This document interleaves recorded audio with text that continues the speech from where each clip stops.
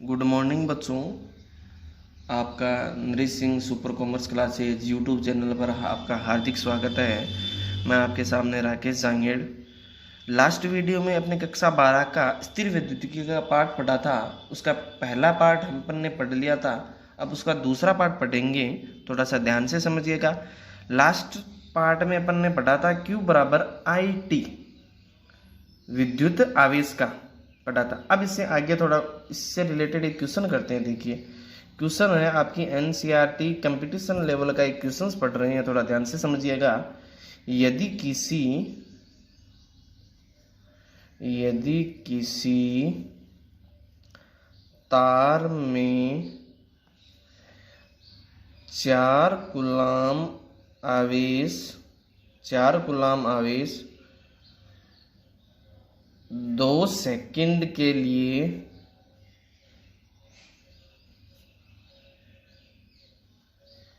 बहता है तो धारा का मान ज्ञात करो। थोड़ा सवाल को थोड़ा सा डीपली देख के समझिएगा। यदि किसी तार में 4 कूलाम आवेश 2 सेकंड में प्रवाहित होते हैं, मतलब 2 सेकंड के लिए प्रवाहित होते हैं या बहता है, तो उसमें धारा का मान ज्ञात करना है। ठीक है, इसका आंसर लिखें। बहुत कंपटीशन एग्जाम के लिए भी ये बहुत इंपॉर्टेंट क्वेश्चन है। ठीक है, अब देखो लिखो। मैंने पीछे पार्ट में बताया था, हम जानते हैं कि Q बराबर क्या होता है, विद्युत आवेश बराबर होता है Q बराबर IT। मतलब यहां से लिख सकते हैं आवेश Q बराबर धारा गुणा समय। ठीक है, अब यहां से थोड़ा समझिएगा। अब अपने को सवाल में क्या किया दिया है सवाल को एकदम सही तरीके से करना है बोर्ड की एग्जाम के अंदर। अब देखो दिया है आवेश अपने को कितना दे रखा है, आवेश Q बराबर दे रखा है 4 कूलाम, और समय कितने सेकंड के लिए प्रवाहित होता है, समय का मात्रक होता है सेकंड। 2 सेकंड के लिए प्रवाहित होता है। ठीक है, अब देखो आवेश, यहां सूत्र से आवेश दिया हुआ है, धारा का मान अपने ज्ञात करना है समय। अब धारा बराबर यहां से क्या होगा, धारा बराबर क्या होगा, आवेश अपॉन समय। आवेश 4 कूलाम दे रखा है और धारा समय दे रखा है 2, तो 2 से कैंसिल आउट किया तो 2 आया, 2 एम्पीयर। अब देखिए आवेश का मात्रक कूलाम है, समय का मात्रक सेकंड, और धारा का मात्रक क्या होगा, एम्पियर होगा। ये तो अपने विद्युत आवेश का सूत्र था Q बराबर IT, उससे रिलेटेड एक कंपटीशन एग्जाम और आपके बोर्ड की एग्जाम में आने वाला इक्वेशन हो गया। अब आगे चलें, पार्ट को थोड़ा आगे और बढ़ाएं, तब अपने आता है आवेशन की विधियां।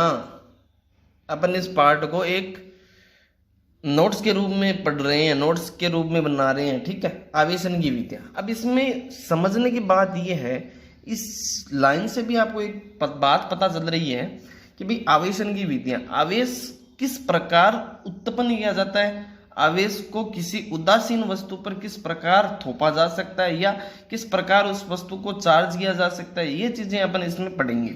ठीक है, तो देखिए पहला इसमें है घर्षण के द्वारा आवेशन। घर्षण के द्वारा आवेशन, घर्षण के द्वारा आवेशन। अब घर्षण के द्वारा आवेशन का मतलब ये होता है, घर्षण क्या होती है घरेलू भाषा में, किसी चीज 2 वस्तुओं को आपस में रगड़ना। तो मतलब अपन कोई 2 वस्तुएं होती हैं, उनको रगड़ कर भी अपन क्या कर सकते हैं, आवेश उत्पन्न कर सकते हैं। मान लीजिए मेरे पास एक कंघी है, ये कंघी है, ये है उदासीन। यदि इसको मैं अपने बालों में से निकालूंगा तो उस पर क्या होगा, छोटे छोटे कण चिपक जाएंगे। तो वो किस चीज की बताते हैं? वो हो गया, वह वस्तु क्या थी? कंघी क्या थी? आवेशित। उस पर कुछ न कुछ चार्ज आ गया। अब इसको, इस चीज को अपन लिखते हैं, देखिए, आवेशन की इस विधि में दो वस्तुओं या पदार्थों को आपस में रगड़कर एक दूसरे को दूर ले जाते हैं, जिससे दोनों पदार्थों पर अलग अलग प्रकृति एवं समान परिमाण का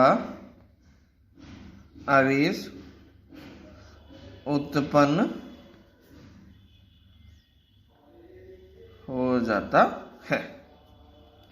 ठीक है, अब देखिएगा, ये आवेशन की इस विधि में दो पदार्थों को आपस में रगड़कर एक दूसरे को दूर लेके जाते हैं, तो पदार्थों पर अलग अलग प्रकृति, यहां देखो, अलग अलग प्रकृति तथा समान परिमाण का आवेश उत्पन्न हो जाता है। जैसे मैंने बताया, वही क्या हो गई? कंघी क्या हो गई? चार्ज हो गई।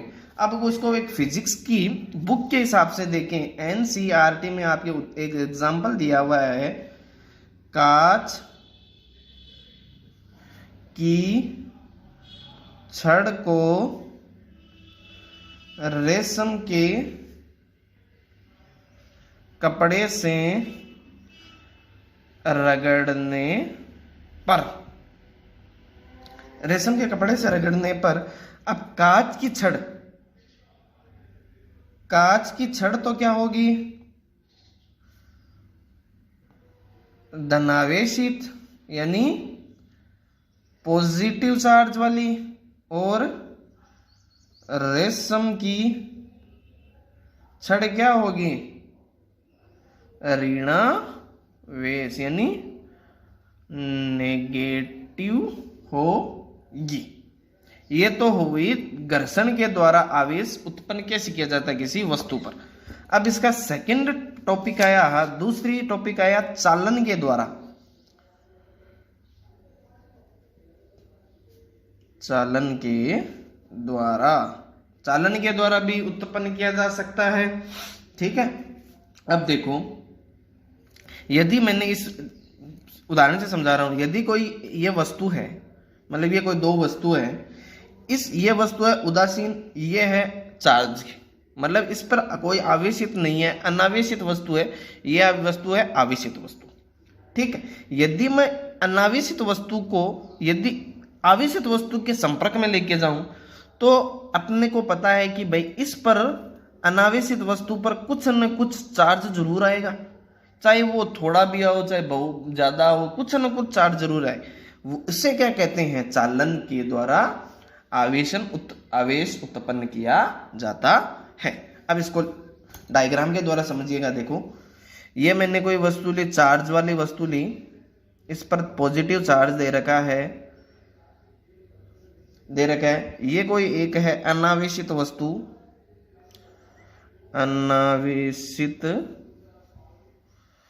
दे रखी है। यदि मैं इस वस्तु को इसके संपर्क में लेके जाऊंगा तो ऑब्वियसली क्या है? चार्ज आएगा। अब चार्ज कितना आएगा? देखो,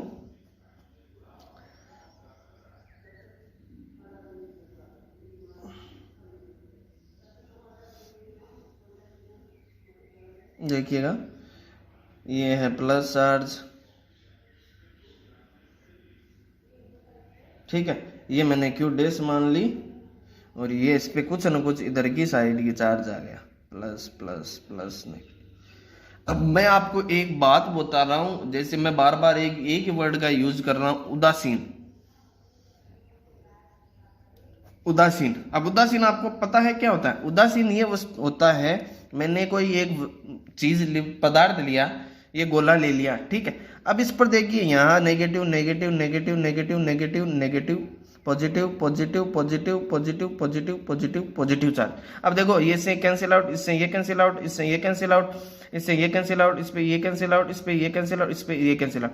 मतलब जितना भी चार्ज था वो एक दूसरे से पॉजिटिव नेगेटिव से कैंसिल आउट हो गया, तब ये वस्तु क्या हो गई? उदासीन वस्तु हो गई। यहां इसी कंडीशन याद रखनी है, Q बराबर हो naught is equal to Q dash. पहले इस पर पॉजिटिव था, यदि इसको मैं इसके संपर्क में लेके आया तो इस पर चार्ज कितना आ गया?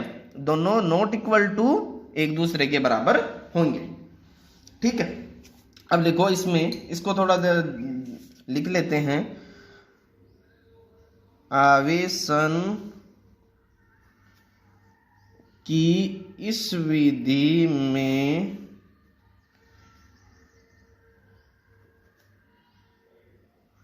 किसी आवेशित वस्तु को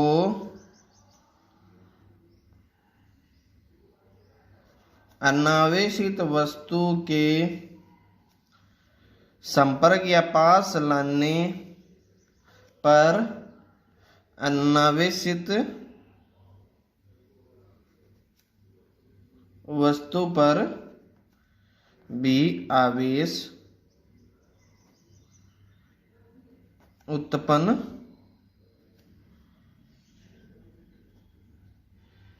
हो जाता है, ठीक है। यह तो होगी चालन के द्वारा। अब इसका एक नया टॉपिक पढ़े, इसमें चालन आवेश उत्पन्न करने की तीसरी विधि पढ़े, तो वो है प्रेरण के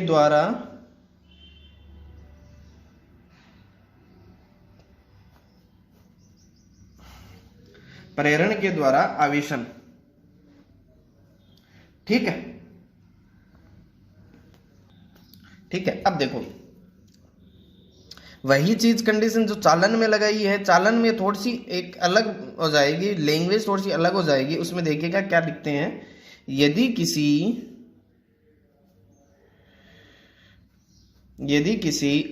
इसमें भी वही करना है, किसी आवेशित वस्तु को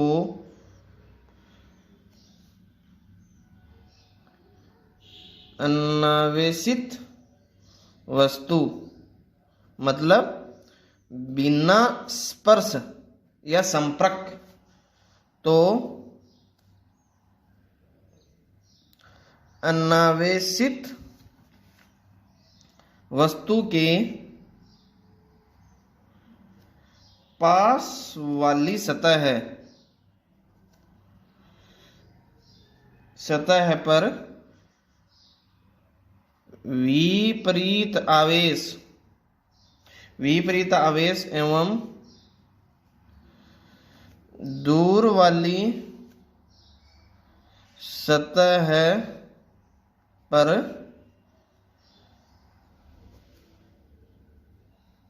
समान प्रकृति का आवेश आ जाता है या उत्पन्न होता है, इसे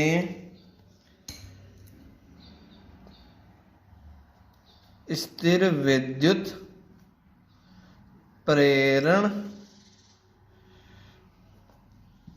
कहा जाता है। अब देखिए, यदि किसी आवेशित वस्तु को, ये मान लो यदि कोई आवेशित वस्तु है को अनावेशित, इसको मैंने अनावेशित वस्तु मान लिया कि संपर्क में लेके जाऊंगा, तो इसकी पास वाली सतह, ये सतह पर क्या आएगा? पॉजिटिव मतलब समान आवेश आ जाएगा, समान प्रकृति का आवेश आ जाता है। और दूर वाली वस्तु पर क्या होगा? समान प्रकृति का आवेश आ जाता है, तो इसे स्थिर विद्युत प्रेरण कहा जाता है, ठीक है। अब है आवेश के प्रकार। आपका इससे आवेशन की